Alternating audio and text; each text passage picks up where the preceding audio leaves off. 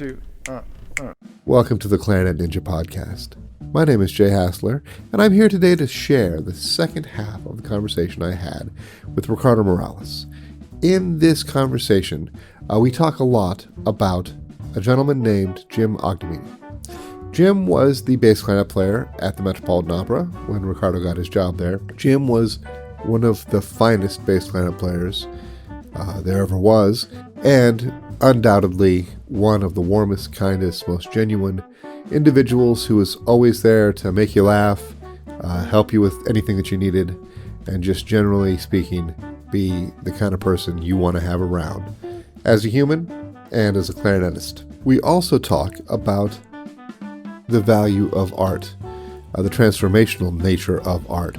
We talk about the two sides of the coin, teaching and learning, and why that is a valuable thing on both ends, and how it really enriches everybody's life if you do it with the right spirit and with the right intention. We also talk, as one might want, about some clarinet equipment, and Ricardo's got some things going on that I think it would be good for everyone to know about in terms of mouthpieces and reeds and ligatures and the equipment that he is currently using. And the last thing I do want to highlight is we remark on a video made by Ron Odrich, who actually has the clarinet that Robert Marcellus played the Mozart Concerto on. It's a tremendous video. I'm going to link it in the description.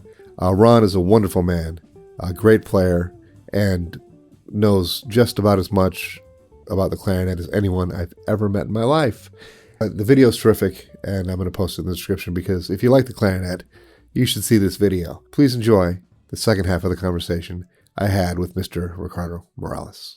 I was listening to a podcast about Miles Davis, and it made me think of you because you know what he loved? He loved the boxing. Yeah. And it was interesting because the overarching idea was about channeling of energy and frustration and anger. But it just reminded me of that time when you were in the woods and I was at your house watching the Tyson Holyfield fight. And even though you couldn't see the fight, you explained exactly why Tyson bit his ear off. Yes. I mean, it was bad, but I understood why it happened. No, I do have a great love for boxing, for watching, etc. But I find that boxing, like in music, is very similar. I like to say this all the time because they're both music and boxing. There's a very fine line between kicking ass and getting your ass kicked. Yeah, very much. In boxing, you're winning, and then for a moment you lose the respect for your opponent. And I have always found that is when you're in imminent danger of getting knocked out. The minute you disrespect your opponent or where you think that you're so good. And the same thing with music. And it's very, the minute you're like, this is pretty good, and mistake happens. Or, and that is what it is. And that's the good thing about that is interesting about music. It's like, when you're really pushing for the extremes, you want to do this beautiful phrase and have this special diminuendo, and you go for it, and it works, it's great. Or sometimes close but no cigar. But but the thing is that it is that part of the job where I'm grateful that we're in the arts and that we're not doing a triple bypass with some. Sorry, this artery, help me out to close this up. Yeah.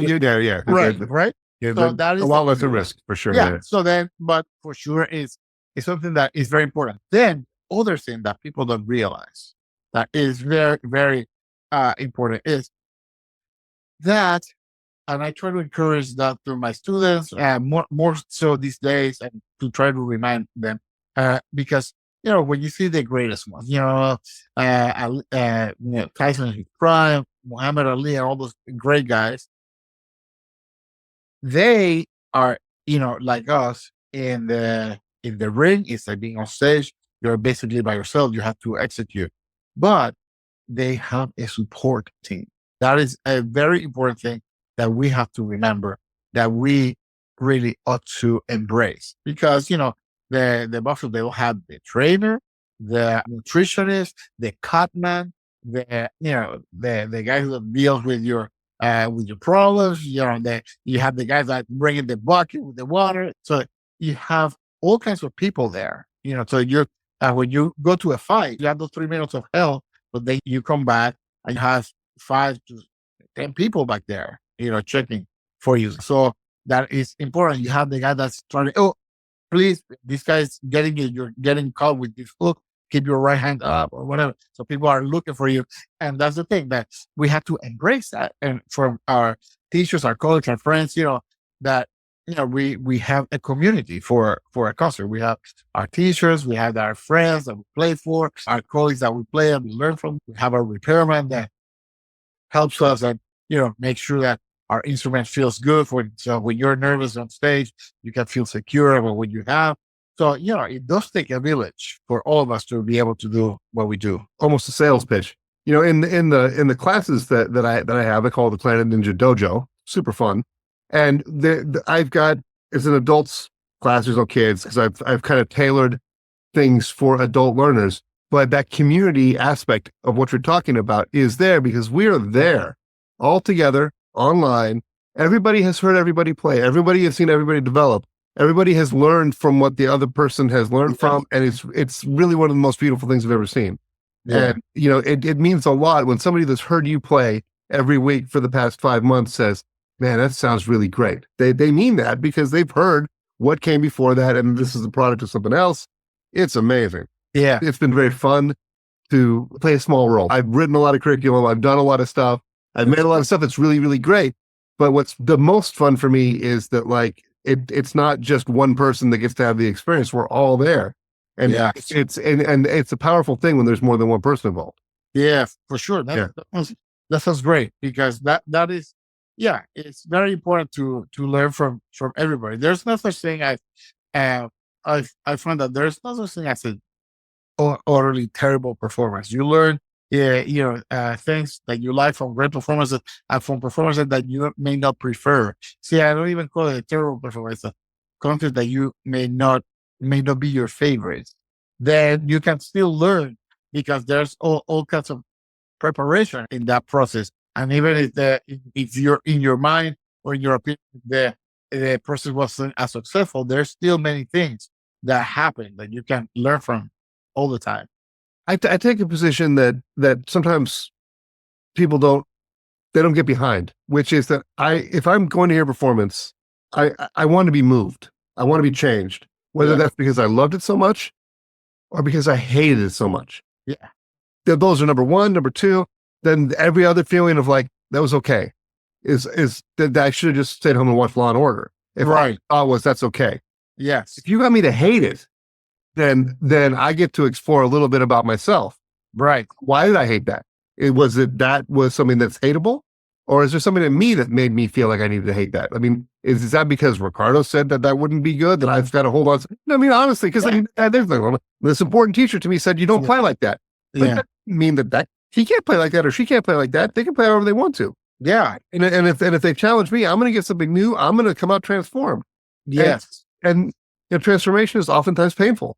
Yes. It's traumatic. But it's necessary for growth. And that is really important. Yeah, for sure. I'm actually playing about something like that.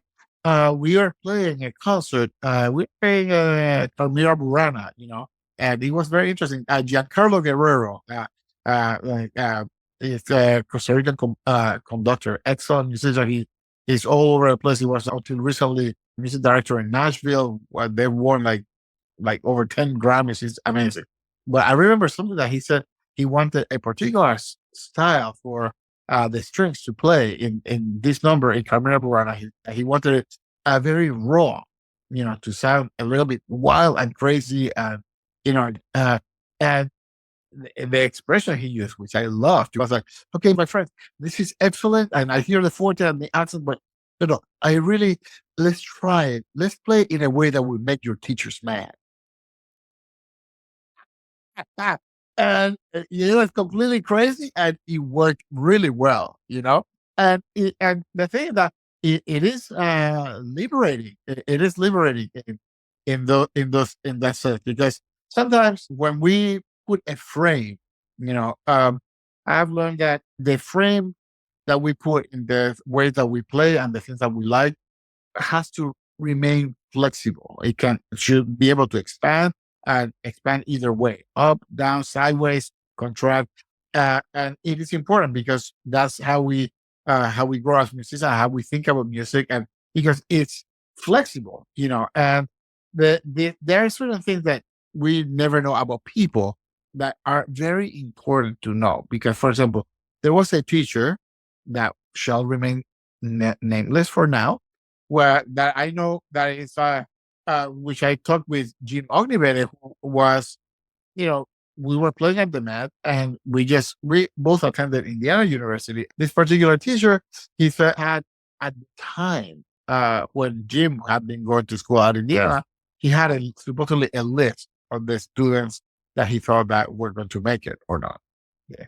And I don't know why anybody would make a list like that. That's sort of weird to begin with. And then even worse, that the assistant, the teaching assistant, had access to it. Okay. And he was a very good friend of Jim. And he said, "Yeah, man, I'm sorry, I saw the list. And yeah, I'm so sorry to tell you, you're not in it." You know, of the people were going that were studying with this person. And that, yeah, the teacher thought that he was never going to make it. Now, and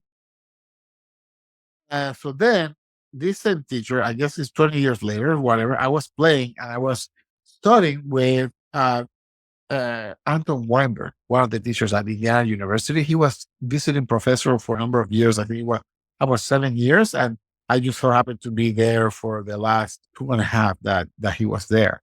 I loved studying with him. I love him. He's great. He's still alive. He's doing well. British. Okay. And just fantastic. And at the time, he was very young.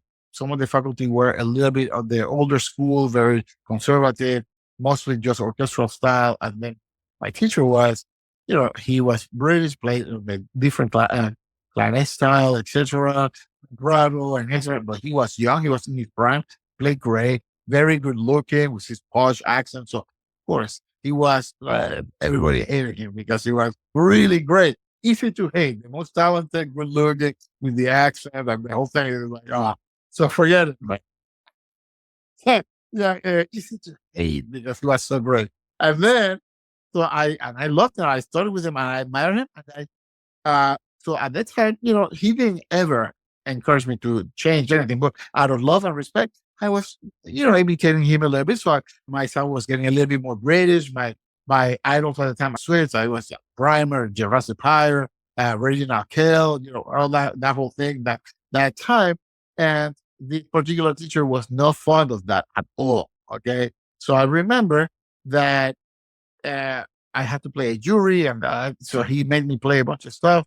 You know, Nielsen Concerto, Mozart, Weber. And it's like I was like 16, dude. I didn't even have to do that one, but it was like uh, a little interesting dynamic because I think it was like five yeah, amongst them. They among faculty. They were like, you know, and I was just the point there. But the thing is that so I played, and then he was teacher had warned me, "You're gonna be tested, so please practice, do this, do that." Okay, fine.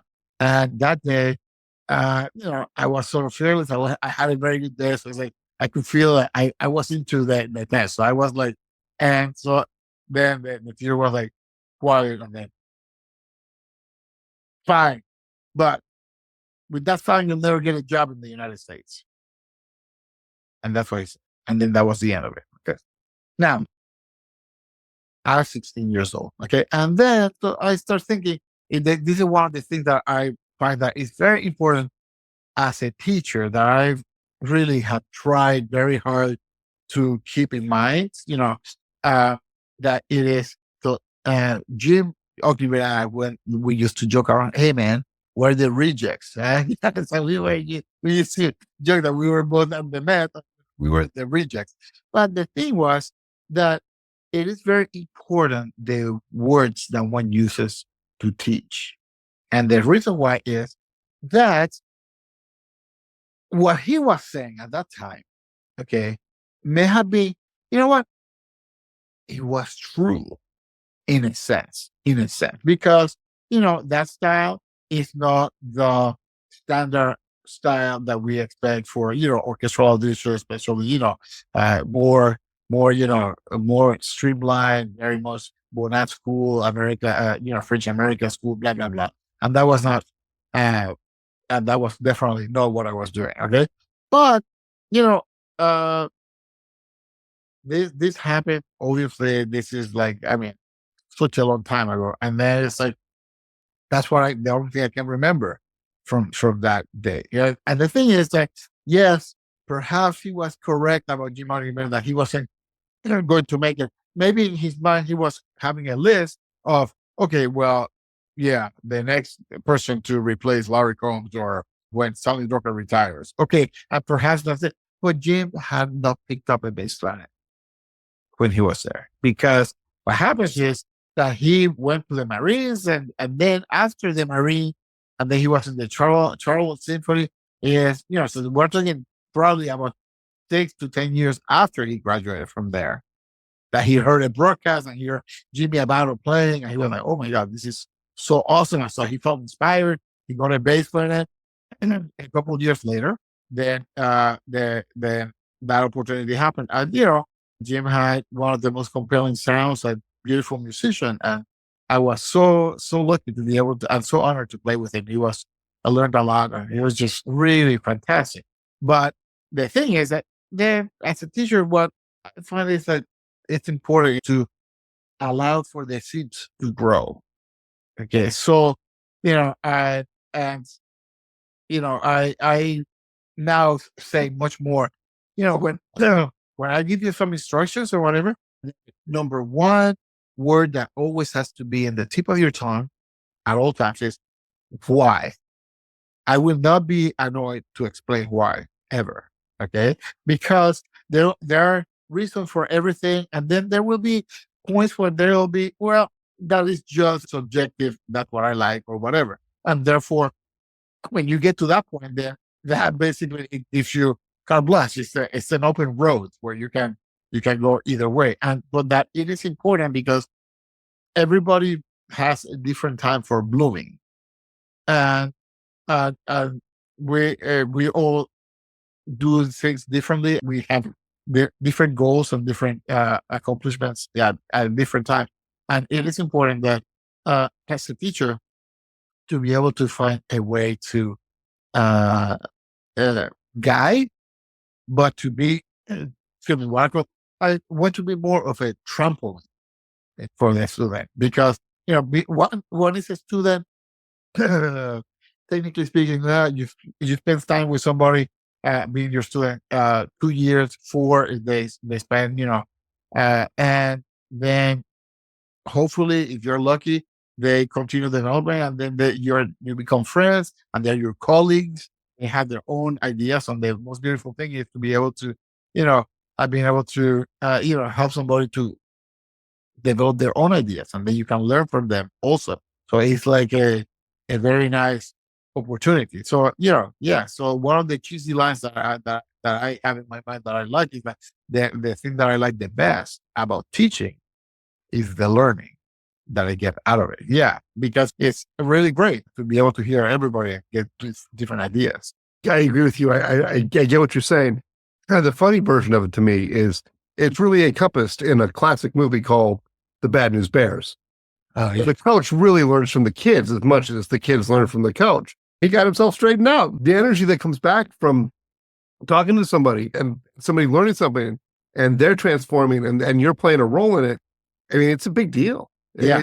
It's a big deal. And in the jazz world, somebody's learning to play tenor saxophone.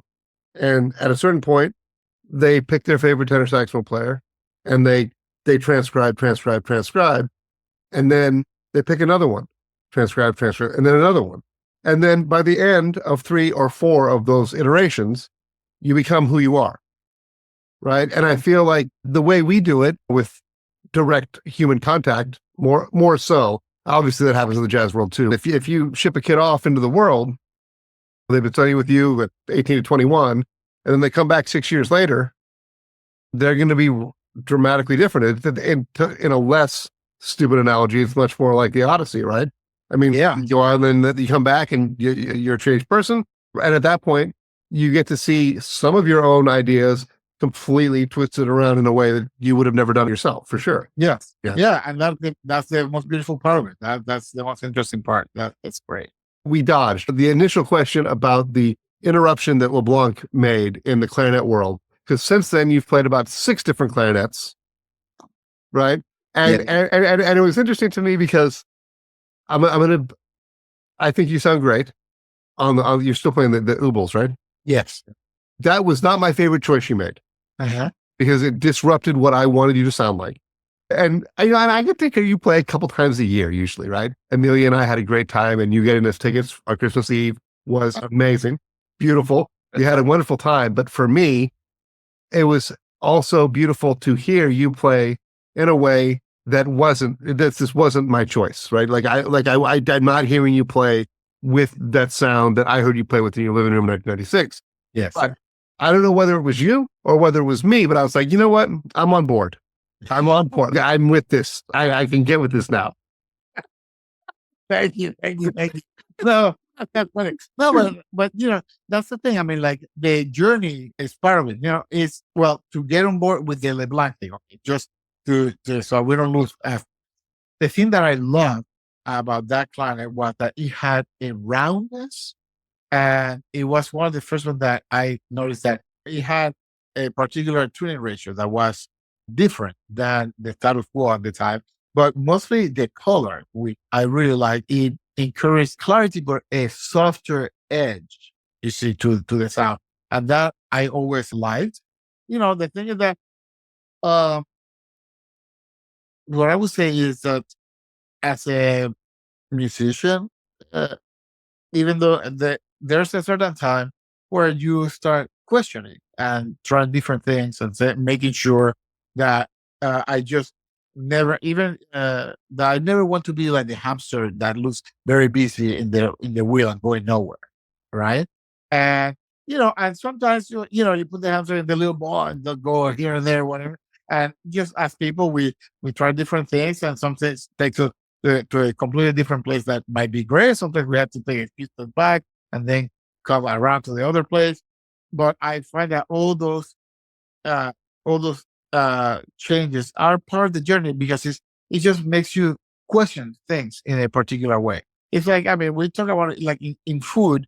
Let's say we have our absolute favorite meal and you have it for breakfast, lunch, and dinner every day. I don't think, even if it's your absolute favorite thing, I don't think that we would love it so much. Is that's all we had to eat for a long time. You see what I mean? That there would be a place where we would, be seeking a different taste, and then it would speak something different. And you know, our needs change because the way we are when we're 20 and 25 or whatever is different than when we're 50, and the playing environments change, etc. We're 50 now, man. Dude, yeah, yeah, something out there. I'm not sure. I'm not sure. Not sure. Yeah, yeah. No, but the thing is that I just find it to be like that, and one of the things that Anton Wernberg, my teacher from Indiana, had he had written this beautiful book. It's called Unfinished Sentences, and it was on thoughts on music and things like that were very very cool. And one of the things that I remember that is in what, because they're not, some are like, just a couple of thoughts, 2 or 3 sentences, and then for you to think about things. And this particular one was interesting where he says like, what every great woodwind instrumentalist may have started in a particular school of playing. No great one ever belonged to one. What I get from that is that many artists were always searching. And the thing is that while we talk about the certain things about tradition and clarinet, etc., if we go back to in real time, many of those people that we call our staple tradition are not necessarily that at that time when that started developed new. It's new. For example, if we think about Carlisle, he started very young in the Berlin Philharmonic, and he like had studied and came from East Berlin, and he moved. And then when you hear his first recordings of the first Brahms sonatas, the iconic first recording of his Motor Concerto with the Weber that had a little beat up silver clarinet, in the cover, it was like for Deutsche Grammophon. It's a much different sound than his last recording that he did. And the thing is that it's absolutely beautiful, the first one, and the last one is absolutely gorgeous. And they're completely the opposite. The first one had more of what was then like what we call the older German sound, which had a brightness to it and a clarity, but it was very sweet, but bright. And then as he developed, he had very many years in the perfect Karajan years with the orchestra, lots of recordings, and he transformed his sound. He has said many times that his father was a bass clarinet player, so he was always hearing the bass clarinet in his home. So for him, the clarinet, he wanted the clarinet to be an extension of just that bass clarinet sound that he had been hearing at home. And when you hear his live recording of the Mozart with St. Martin's in the Fields, it's really beautiful. It's way darker. It's a completely different color and a different inflection altogether. Absolutely beautiful, but it's different than that. And they're both him. And when we talk about traditional German sound now, it's his sound, which is the last sound, not the earlier one. But for him, he tells the story that when he won in the Munich competition, he won second prize, but they were not even awarding first prize. So he got a second prize. And I think it was De Lecluse, who was one of the jury members. For those of the younger generation that don't know how Ulysses De Lecluse played, even though he has studied in the Paris Conservatory uh, with some teachers of Cahuza, he was colleague with Cahuza, played together at the opera, etc. His sound was much lighter, played with vibrato and all this kinds of stuff in the old French, the old French school. Leicester told me the story. That's like, well, that he came and thought, well, you play the clarinet very well, but you do have a strange style, And then that's what the Lecluse said to Leicester. And Leicester said, "Oh, thank you, Maestro. Fortunately, the only thing I really like about my playing is my sounds." So that was really interesting. So Well, and then I heard like 10 seconds later, Cal Opperman came and said, "You don't know jack shit about the clarinet, right?" yeah, exactly. But that is the thing. I mean, it's like when we are thinking about this thing, it's like it is true in real time. Things are moving. We don't really realize it because in general we are basically the way we do it. We're driving forward, but always looking at the back, at the rear view mirror. You know. So yeah, because when we talk, even if we are to go back to okay, let's go back to Bonat. I admire Bonat. I've always admired Bonat, but I admire more now more than ever. It's just I think that he was really stupendous in every way. The thing is that uh, we think of that, the traditional Frenchman, but it's traditional, but it isn't because it doesn't sound like Lefebvre with whom he studied. And there's Victoria Soames did that very lovely recording of historical clarinet, and then you can hear some of the players, and so you can get to hear. Yeah, he sounds fantastic, but he does not sound like his teacher at all. And when he came to Philadelphia, the orchestra, he had to get a different kind of sound. So he started working with some French guys that had moved down the street in Pine Street. He knew something with a little bit more power. And these French guys, his brother was the famous one, Henri Chedeville or whatever. So they were just there. Like, hey, can you make me a couple mouthpieces? I need something with a little bit extra something for playing at the academy. So that was different, and then the same thing with Marcellus, who we also love very much. He started with Bonat, and he doesn't sound at all like Bonat at all. And if for the people who have not heard Ron Aldrich's podcast talking about his experience with Marcellus was playing with the National Symphony with the Melior Bonat Melior mouthpiece. That was supposed to be one of the was that Bonat design, and they were a little inconsistent, but his was like fantastic, so he loved it. And then the week before or the month before he went to Cleveland, he was playing some gig and the clarinet fell on the floor and snapped the mouthpiece. So he couldn't do anything about it.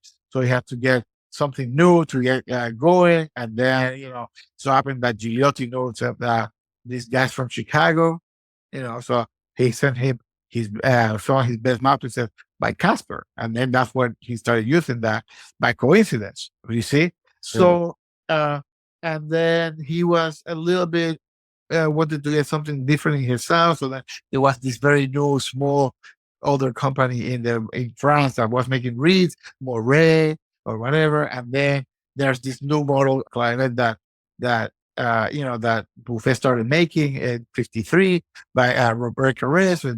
So when we hear the Mozart concerto that he recorded, like in 1960, he's playing, a Buffet clarinet that is 7 years old, the model. So it's way younger than the Tosca is right now. So it's a younger instrument, no mouthpiece, no reeds, so it's like very much in the upper front, in the front of what's working, the newest stuff, because he's searching for things.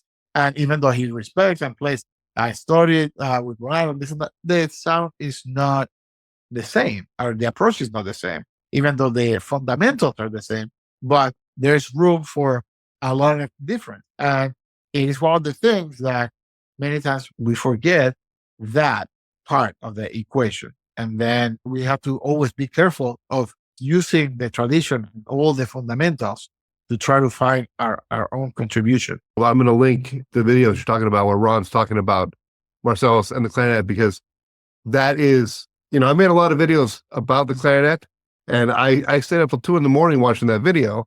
I woke up the next morning, jumped out of bed, and I couldn't wait to call Ron Odrich on the phone and say, man, that was the most amazing video in the world. I called him at like 2 p.m. It's like, Ron, that video was amazing. And he revealed to me what he was doing at 92 years old. He was practicing the clarinet. It was unbelievable. But to think that, like, he has that clarinet, that's amazing. Yeah. He has the reeds. That video is beautiful. The sentiments are beautiful. Everything about it is beautiful. Yeah. People should see it. I mean, it is my favorite video about the clarinet. That's all. It's great. For sure. But it is interesting, right? Like, it makes me think. I use pop culture analogies a lot of the time. I didn't know that the hit Billy Ocean song that was on the radio at the same time as Michael Jackson's Thriller were not going to be seen historically the same.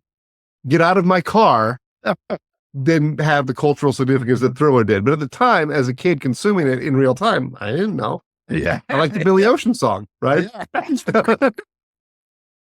Oh my God.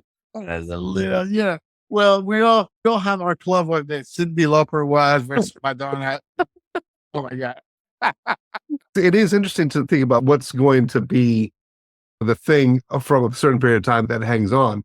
And speaking of that, again, I'll cut it out if you don't want to talk about it, or if it's not appropriate for you to talk about from a business standpoint. What reeds are you playing on now? Oh, I'm playing some reeds that I designed that are made in Austria, and so I'm very lucky to have a company over there that's developing them. I've been using that for the last 4 years. I mean, the usual stuff is always good to have around the Vandoras, because it's always good as a base. But these other things that I have worked on, that I have very happy to use, is a little bit different, just to get a little bit different parameters of the things that I want to have. I just want to add in this sort of little needling of you. When I went to Philadelphia with my kiddo, and you were gone, I had lunch with our friend Rie. She told me about this mouthpiece that has your name on it, and now you're telling me there's reeds that have your name on them. It's as if you're making me feel like I don't exist, because I've got this YouTube channel that loves to talk about clarinet stuff, and I don't have any of these things. Oh, I even have a ligature. I have a ligature too. And you're just like, do it to the knife, man. Yeah. Well, I'm a terrible business person. I make it for the love of it, and I'm just sort of shy. But it's totally, it would help me more than it would help you. But even more, that's even a better reason. The put it in my hands. Don't worry, I'll look you up. Yeah. So these reeds are called Liberté, because designed here in Philly, Statue of Liberty and the whole thing. It's nice to have a little a little throwback, and just for Philadelphia and the Frenchiness of the old town. So it's nice. Yeah. So you've been playing those for 4 years, and those are actual cane reeds. Yes. Yes. Yeah. So these are reeds French that cane reeds and then just manufactured. at one point, I remember you very vividly calling cane reeds antique reeds. They are antique reeds. And, the thing is that, it's just like when people were talking about electric cars. Now it's getting more and more. And here we only had Tesla, but you see the other companies trying to throw a little bit of shade to Tesla. But I mean, China has so many other. There's like 10 other car manufacturers that don't even SUVs and big cars and luxury. It's all electric over there. So so eventually, I'm sure that it works. That and some of them they do work, and they do work for and they serve a purpose. And there are sometimes that I've used them many times, and I still use them to make sure for my students to correct and to play. So whatever works for sure. Well, I mean, I was at a show the other day, and I got a little fired up because I think that I what I want, and we've lost the thread on this. I want a synthetic reed that I can go back and forth with the cane reed, so that I'm not always playing. I don't want to play a synthetic reed all the time. Right. I would like to go back and forth. Yeah. But I haven't found one that offers that. Yeah. I feel they're idiosyncratic enough, each one of them, that it doesn't feel like any particular cane reed that I can put on. Right. And I think that they are getting closer and closer. And the thing is that what we have to realize is that there's the other element is that most of our mouthpieces, well, I would say all our mouthpieces are basically geared toward cane reeds, right? So there are very few mouthpieces that have been designed specifically for synthetics, right? It's always like, yeah, it's pretty close. It's as close you're gonna get it, But the part to me, and I know I'm pushing back a little bit, and I'm doing it for fun. Well, what does that mean? Specifically designed for a synthetic reed. I mean, like, what does that even mean? That sounds like a sales pitch. No. The thing is that so cane. When we say, I mean, in the most technical sense, the material for cane we are using at Rondodontas is a plant, and it is wild and it's very vibrant. And we are grabbing this, drying it out over years, and then putting a shape and wetting it, and expecting this piece of cane from the bar region to satisfy our musical desires. So it's one thing, but that's how we do it. And I have found that the reality is that cane and the synthetics for now, they come from a different side. Like cane is overly vibrant, and we use it a little bit harder, trying to temper it so we can get the quality and the warmth and the control that we want. Whereas many of the synthetics are materials that are basically, they're dead materials, and then that they are manufactured, and then they are designed to try to emulate that vibrancy of a plant, right? So in that sense, it's not even they are completely different. And one of them is coming from a place that is like lifeless, and then trying to create this particular kind of vibrancy. And the other one was alive, and there's dead, and there's a little bit of life again, but it's coming from a place where that kind of flexibility is more normal for it. You see, so that's why, and that's why I say it. So then it's like, look, we have the all the manufacturers right now that make mouthpieces. I would say that I'm not gonna say all of them, but I would say, let's say, for argument's sake, at least 90% of them have their testers and their makers playing mostly on cane reeds, right? Yeah. So that's why it's pretty good. But cane has a different shelf life Sure. than the other material, the synthetics, etc. So that's why, and then you have to think that because it has a different kind of vibrancy, just that the place of fulcrum might be different in order to get the kind of color and the sound. So all things considered, it's still pretty good for what it does. The only trick is that I think that it's more challenging the smaller the instrument. The smaller the instrument.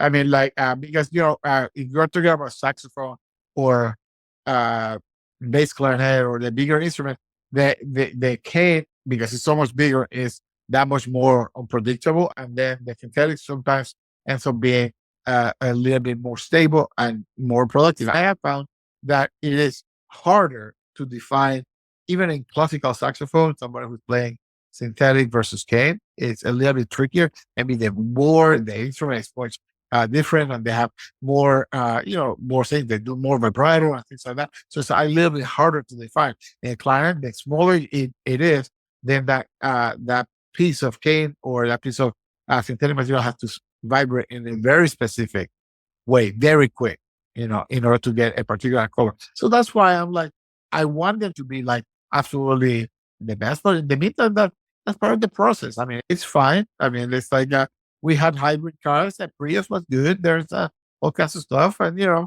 as things progress, you turn the best. Are you suggesting that we should go back to a plastic cover reed? Remember those? The what? The plastic cover. Oh yeah, man, those were pretty good. That's a nice hybrid reed. I used those for a long time, man. Plastic cover, I love them. They look cool. I thought they look very cool. Well, that's actually one of the things that I think about sometimes is I heard you tell the stories on a video somewhere, and I may have heard you tell it in real life, about looking at the clarinet and how beautiful it was, and it was the perfect mix of wood and metal, and then there was an aesthetic quality of the clarinet that you really, really loved. Yeah. I mean, it sounds a little crazy, but that's one of the reasons why I chose it, because the saxophone, all shiny, too braggadocious, too much for me. I don't like, the oboe is similar to clarinet, but too many keys, looks a little too complicated. I made too many keys. I don't like that. And the bassoon, man, that's just weird, man. I'm sorry, man. I played with some of the best bassoon players. It's still a little weird, man. To my ears. Like, it's pretty good, but fine. But so the aesthetic of the very nice amount of keys and the open holes. I like that. So it makes sense that you were attracted to that had the right look. Honestly, you get an assessment you're gonna get from an 11-year-old. Well, listen, I did a video comparing all the different finishes on a Van Doren ligature, the same ligature. Yes. And and I had like graphs and like which overtones are coming out. And it basically came down to I like the one that's in black because it looks cool. Yeah. Because it pretty much the finishes didn't make that much of a difference. But when I had the black one on, it made me feel like I was Michael Knight in Kit, a Knight Rider. And I like how that felt. It felt good. No, well, yeah, but that is true. A lot of times we saw, I mean, there are some that they do have a particular kind of sound that will promote a certain partial of the sound. But when we're talking about playlists and stuff like that, it is much more of a personal feel. Yeah, it impacts the feel for sure. The sound a lot less. Right. I think that I'm not trying to dismiss that there's a difference. It's just, I can tell you this, it's hard to quantify in a YouTube video. Yes, but also, but that everything goes in layers. If you feel better about it and you like it, then you feel freer to play music and you feel more at ease. That's part of the equation why we do those kinds of things. And so it's like, it might be voodoo magic, man. But conversely, a long time ago, back when I played more saxophone, I had a beautiful silver-plated tenor saxophone. But man, if you've got a silver-plated tenor saxophone, people notice. Yeah. And I liked playing the saxophone, but I didn't want to be noticed playing the saxophone. I just finally sold the instrument because I was like, I can't do this. I can't have this beautiful, shiny silver saxophone in my hand. I don't want anybody walking up to me and saying, "What's that?" But if it was a clarinet that had a fancy thing that people were interested in, I'd be more interested in that because I feel like that's much more my thing. Yeah. Well, you see, that's the thing. Like, whatever speaks to us, that's whatever makes it open that case. And that's it. Well, so speaking of opening the case, what type of wood are you currently playing on your clarinet? So I have traditional granadilla and mopani. They have been like the new range or whatever. So, I mean, yeah, I asked that question forgetting that you probably have 15 sets of clarinets within arm's reach of you right now. Well, not that many. It's not that many. No, but it's interesting is that it's just like everything goes. Uh, I find that Grenadilla is the base, right? And that is where you get the thing. And actually, but depending on the quality of the Grenadilla, it affects the sound a lot. Yeah, for sure. The density, etc. But I like the other ones. I know that now people are making boxwood clarinets. I used to play on the ones with Cocobolo, and sometimes a mix. Cocobolo with Granadilla or what have you. And uh, at the end, is also what makes you feel good. I mean, like there are certain elements that do. I would say that they don't necessarily make the 100% the difference, but that it encourages a particular kind of play, Yeah. right? So the aesthetic of the sound does influence the play in a way. I remember back when we were young, they were doing things for you at LeBlanc. They built that F sharp that vented like a sliver Yeah. key. And then on a separate clarinet, they put the B flat underneath the register. Yeah, the stuff. And but they were two different clarinets. But you, without hesitation, just put the two parts that you like together. Yeah. And you remember what I'm sure you do. You remember what you used to call it? Fully loaded. That's well, yeah, but it's good. I mean, that actually works really well. I mean, and that's the thing. I mean, it's like now I'm very happy to see that more the makers are more open to adding some stuff. I mean, like way back in the '90s, just or the early 2000s, to just use a Cocobolo barrel was like whoa, whoa, whoa. Yeah, it was a little weird, and now we have all these types of different woods. Even Buffet is doing the correction key and the custom thing. And so there's more, to a certain extent, and more open mindedness to try different things. So it's nice. And sometimes it's good to just to go back all reliable, 17 key, where I'll be like just playing to see. Well, I mean, the clarinet I have next to me doesn't have the 18th key on it. Right. But that's what I'm saying. Well, and then this is the one that sits here, and I love it. It's a great clarinet. It's a green line, so I can let it sit there, and it's cool. But consequently, I've never learned to use the extra key. I'm terrible with the extra key. Yeah. But don't worry, that's a matter of hours to quote over. All you need to do is returning scale on A flat major and E major, and that'll take care of itself. But that's all. A lot of times, I'll get into a fight with people. Hopefully, I feel like it's fun. I hope they do too. Where like I have certain ways. If I see an E, like a low E, it's right-handed. Only if I have to finger it left-handed will I finger it left-handed. Yeah. For me, that really helps me organize my brain when I'm playing. I'm not processing extra things. Some people have gotten aggressively uncomfortable with me when I promote that idea. I mean, the thing is, what I like about that idea is that it's good to have a default setting. Okay, that's the thing. I mean, because since we have options, it's not like the German client that you have just a one low E and then that's it. I think that it is important to find a way to have yourself organized. That is actually not a bad thing. I think that everybody has to find a way to deal with the idiosyncrasies of the client, how they work the best. I found in many ways, and it's just a little interesting that Joseph Rabbi, my colleague who is principal and the with me, lovely, lovely player and lovely guy. He marked the part all the time. So I saw a lot of the parts, and it was interesting. And I thought it was weird, and then it became interesting. It was cool to me that he would mark where he will use the left for the B and then the right, and it was almost to a T. I would say it was like over 90% of the time. For me, it was the opposite. But the thing, I just liked it because I got used to I accepted it's probably the opposite. So I look at him and I used to know I felt comfortable. And he was one of these players that, he played at the Met, he played Israel Philharmonic, American Symphony, one of these guys that, just had to play all the time and be very solid. It's just interesting that we just have like a different, of course, also I'm left-handed. He was right-handed. Maybe that had something to do with it.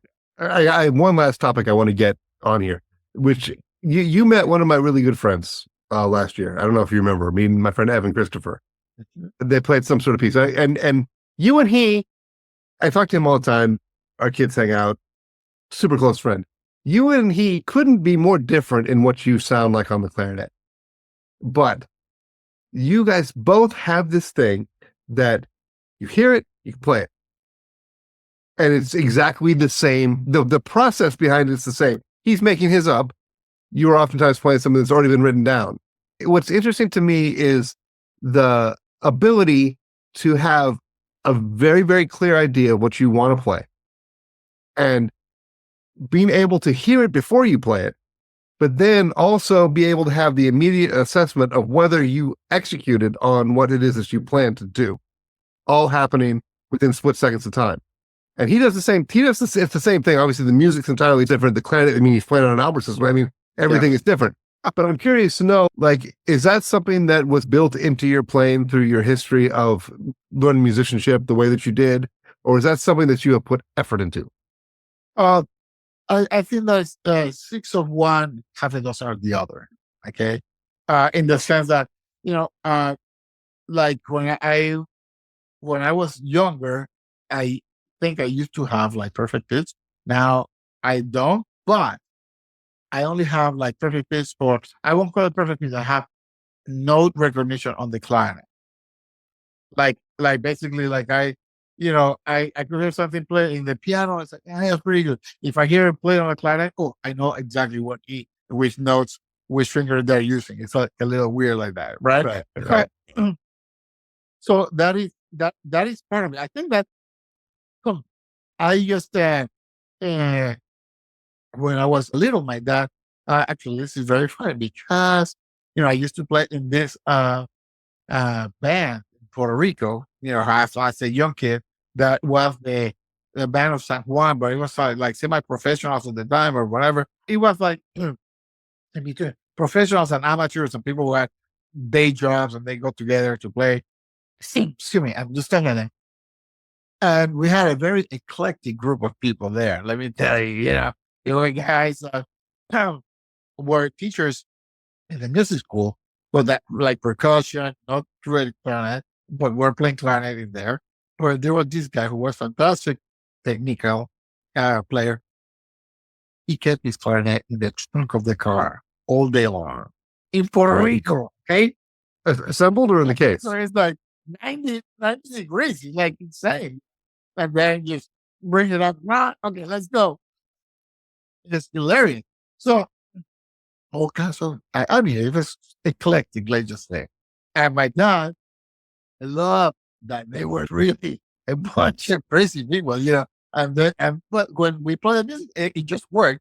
You played dances and Spanish dances and all that. But then my dad got into this thing about, hey, Ricky, how does that guy play? He's at home. He'll be like, hey, tell me how, just to get me to imitate, how some of this guys play. And, so it was sort of like, it was our little joke, a little bit of imitating. But what that did when you're 12 or 13 is that it actually opens your ears to be more objective of what you're hearing. And, you don't have the technique. Oh, yeah, this person is using that tone position, and therefore the Marcellus embouchure, and therefore you should. Like you don't really know. You're just hearing, and then you try to imitate, just like how we learn language or whatever. So that was, I think, one of the things that helped me develop a little bit of the hearing for playing the clarinet. Well, it's interesting to me when I hear you play. I hear complete confidence in the idea of what you want to play, but then the execution of it. I remember Alex and I used to get those tape recorders that would take you down to half speed, right? And we'd record our lessons so we could listen back to them. But then we would listen to you play at half speed on really complicated things. Your fingers were so clean at half speed. You could really. Oh, that's wild. It was bananas, man. Like, and then we hear ourselves play at half speed. It was a disaster, man. Like all sorts of like little extra notes in there. And it's like Right. Hey, maybe I need one of those machines now. It's just in case. Oh my God, that's funny. No, awesome. I would say that I have it was a great time to be able to share music with you and practice and work with you and Alex. And I'm so happy that we've kept in touch and that our friendship has grown over the years. It's a very big gift that I feel that I've received. So I thank you for Oh, it. well, that's you're Yeah. too kind. The gift is what I got out of the whole thing. But it's amazing because I mean, Alex and I are still friends. For anyone who doesn't know, we're talking about Alex Lang, who's Yes. the clarinet in the Phoenix Symphony, and I mean, you know what he's doing now, right? Yes, he's doing really great. Fantastic. Yeah, no, I mean, he's doing some big things with gateways. He's doing amazing things. Yeah.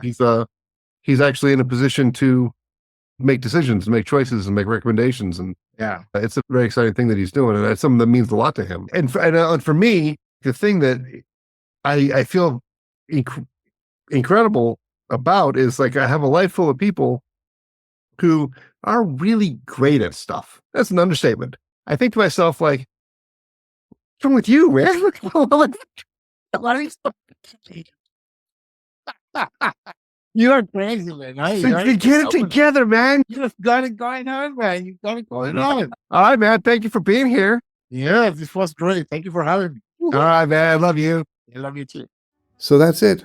My lengthy conversation with Ricardo Morales in 2 episodes. If you haven't heard the first one, please go back and check it out. Ricardo shared some really wonderful stories about how he came to be who he is and his family and the importance of music and how he got to be the clarinet player that we all know and love. So thank you, Ricardo. This was a wonderful confirmation of our friendship, and it means the world to me that you were here on the first 2 episodes of the Clarinet Ninja podcast.